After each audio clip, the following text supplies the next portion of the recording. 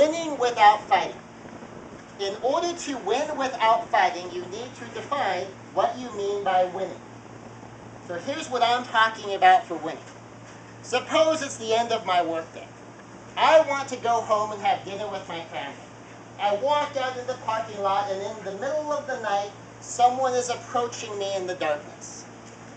If my original goal was to go home and have dinner with my family, how do I win? Go home and have dinner with my family. If I get to go home and have dinner with my family, I win. I got to do what I set out to do. Now, if this guy approaches me and I can end the conflict, or any potential conflict, and nobody gets hurt, did I win? Yes, because how did I win? I got to go home and have dinner with my family. What if this guy's kind of getting in my face and I need to persuade him to not attack me?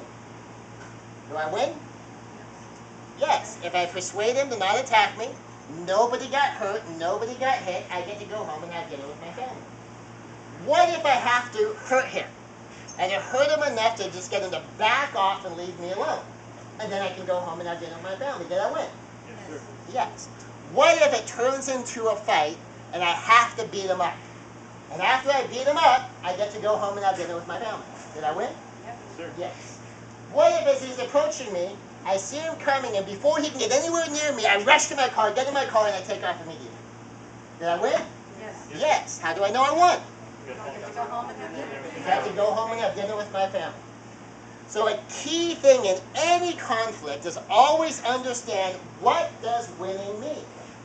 Winning means you get to continue with whatever it was you're doing.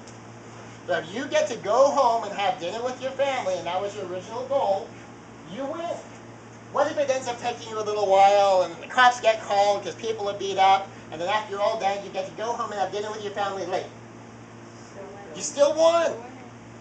Now, on the other hand, what if this guy approaches you, you feel a little bit threatened, and you decide, just in case, let me pound him into a bloody pulp, leave him in a mess on the ground, cops show up, arrest you, take you to jail. Did you win? No. No! So if we're waiting till the bad guys beat up, how come you didn't win?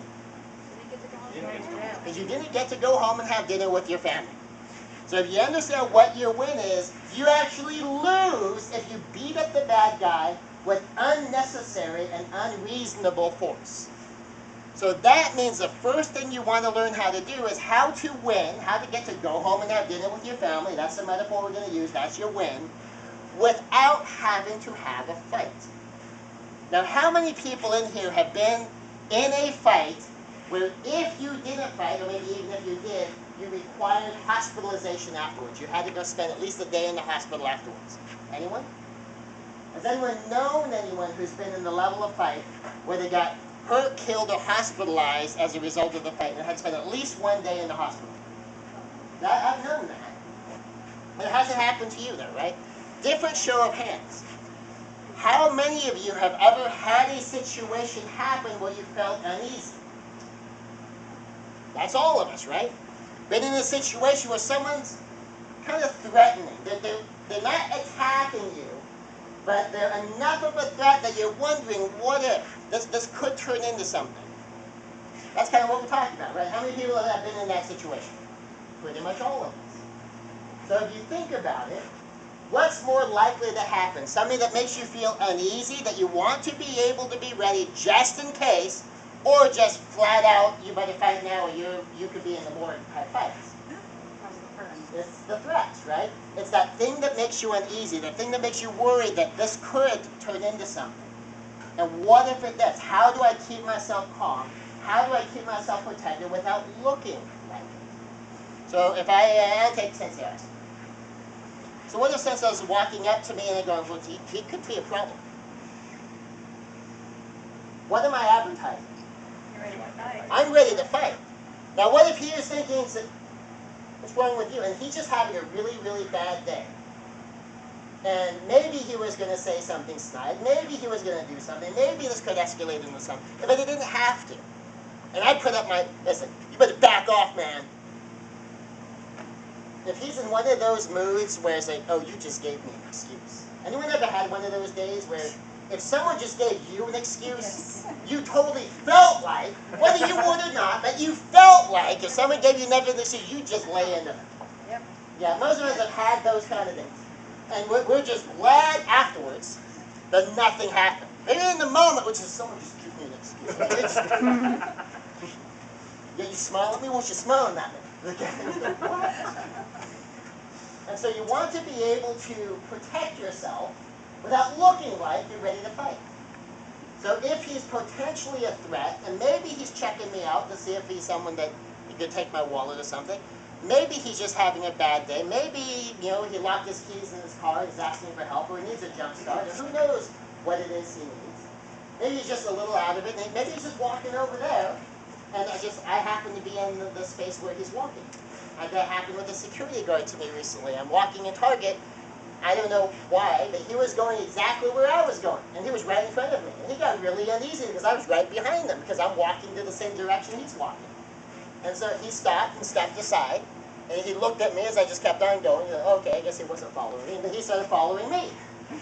Why? Because we're going to the same spot. He got called to the same department I was going to. So sometimes it's just a coincidence. And so if I'm showing and he just happens to be walking by me, I'm picking a fight now, aren't I? So here's our first move. It's called chat cover. Now, chat cover is a fighting stance that you just fold in tight, bring your feet together. This front hand relaxes, comes to my chin. This front hand relaxes and just rests on my ribs. Does this look like a fighting stance? No. No. But this is a fighting stance, relaxed and folded in. So from here he punches at me, my hand's right here to block. Punches with the other hand, even if he kicks. Everything is still here, it's just a little closer to my body, and if I need to hit him, I can still hit him. Do you have a cup on? No. Then I won't pop you. I pop him in the groin. I could kick him with the front foot. My hands and my front foot are available to me. So this is chat cover. I'm going to work on chat cover. And then talking with the hands. Because if this is turning into something, and he is getting in my face, he does come right up to me. Do I want him this close to me? No. No. Do I want to just hit him as soon as he's getting close, just in case? No. So talking with the hands just keeps some space between you. Oh, excuse me, can I help you with anything? How close can he get to me if my hands are in his way? Arm's length. Arm's length. And that's what I'm doing. Now, if he pushes in my hands, this is also a diagnostic technique. Because if the hands are in the way and he stays back there while I'm talking to him, then he's probably not going to attack, right?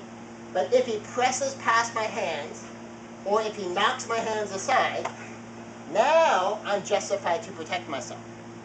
So it's both a defense and a diagnosis, because one of the hardest things for most people to know is, can I and should I hit this person? And what a lot of criminals who are probing to see if you're a victim are doing is they're finding out if they already win. And you kind of go, can I hit him? Can I not hit him? If I hit him, will I be in trouble if I hit him? And that uneasiness, that confusion creates fear. Because you go, I don't know what to do. What do I do? I don't know. And then they realize, okay, I've already won. All I have to do is just take it. Whatever I want to do to them, they're in this moment of confusion. And when someone's confused, guess what your brain will do? It will obey the first order that it's given. So if I'm getting in his face, and his brain's going, oh my gosh, what do I do? What do I do? And he doesn't know. And I can tell he's confused. Says, give me your money now. The brain goes, oh, well, that's what I do. Because in a moment of stress, your brain will grab the closest idea it can find, and it will act on it. Whether the closest idea it can find came from someone else, or came from inside itself. So you want to make sure you think of it before they give it to you. Okay? All right, thank you.